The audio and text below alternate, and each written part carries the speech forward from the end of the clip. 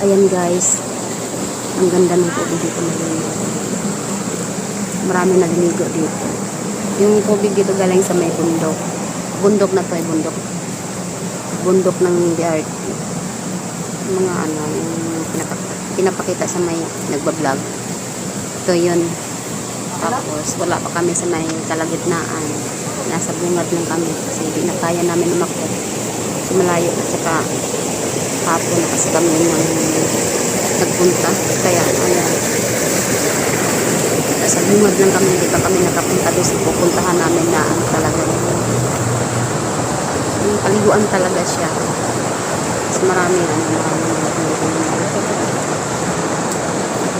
naliligo dito, mga ano galang Manila din. Napakalinis ng tubig dito. Tapos yung mga batong lalaki, buhay na bato.